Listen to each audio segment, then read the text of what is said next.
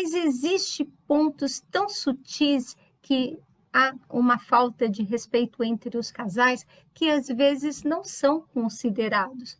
Por exemplo, às vezes a gente vê uma coisa simples de falta de respeito, que é quando o casal, ou o parceiro ou a parceira, né, desqualifica o outro naquilo que o outro tem de mais sutil, naquilo que é mais frágil para o outro.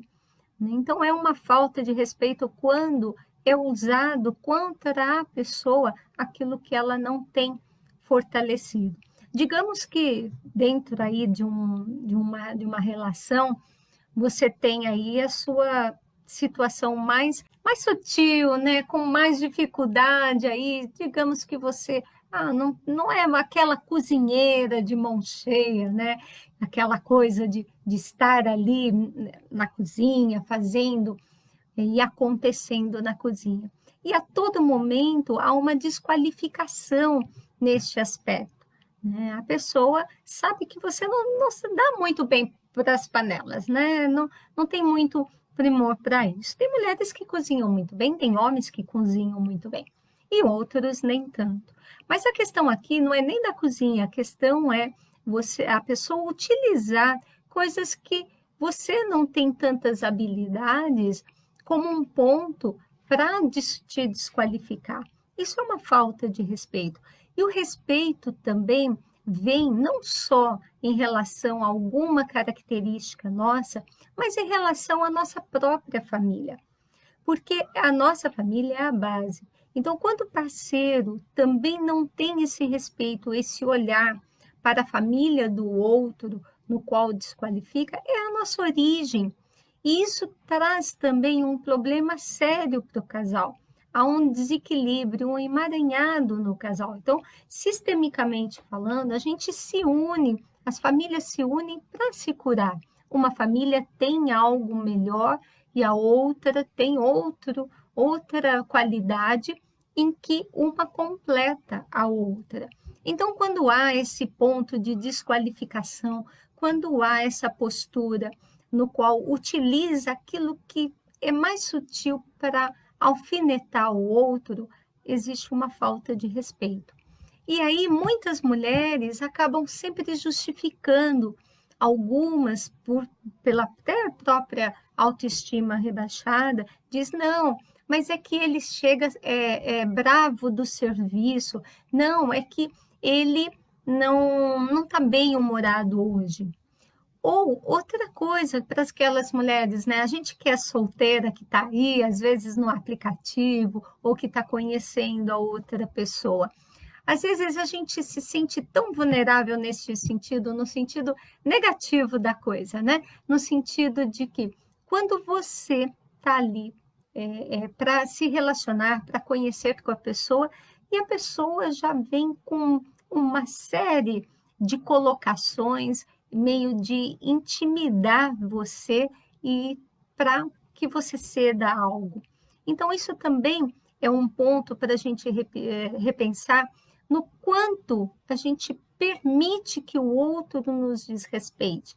Até que ponto realmente eu não estou conseguindo dizer não para determinadas posturas frente ao nosso feminino, frente à nossa pessoa, frente ao nosso jeito.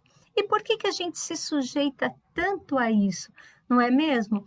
Então eu vejo muitas mulheres dizendo assim, mas é que, e se eu ficar muito assim, de mostrar para ele que eu não sou muito moderna, pô, o cara não vai querer, né? E aí que eis a questão, quem vai gostar de você do seu jeito, então não ceda, porque o que acontece na maioria das vezes, e quando eu falo da pergunta, faço uma pergunta depois posterior.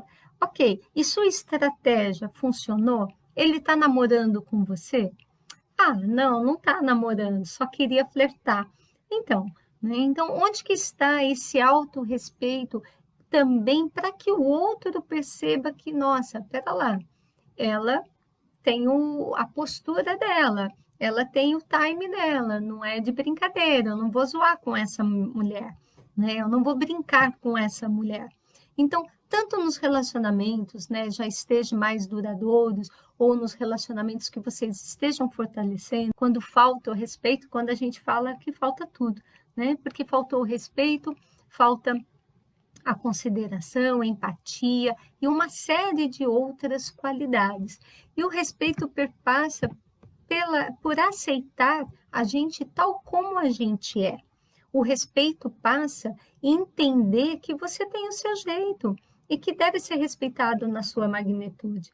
Não é só ir vir chegando, botando a mão, ou falando o que quer, ou pegando aquilo que você tem de tão frágil, né? De repente, como eu falei, não é uma boa cozinheira, não é? Ou é uma pessoa que se empenha, se esforça tanto, dá um duro danado, e a pessoa não tem respeito pelo seu cansaço, pelo seu time, pelo seu tempo interno. Então, a gente vê esse ponto aí e cabe a nós pensar, se está me magoando, eu estou sendo respeitada? E se eu não estou sendo respeitada, onde é que eu estou me desrespeitando? Porque em primeiro ponto o respeito parte de mim para mim mesma, né? Então eu não fico sujeito ao outro. Às vezes a gente fica sujeito ao outro porque a gente se acostumou dentro da nossa história uma convivência negativa, uma convivência desrespeitosa.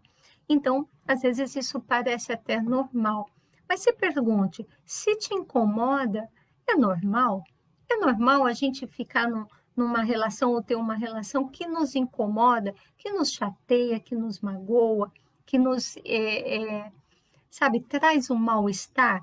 Não, não é, né? A gente tem que ficar bem, a gente tem que estar de uma forma tranquila na relação. E isso passa como um termômetro para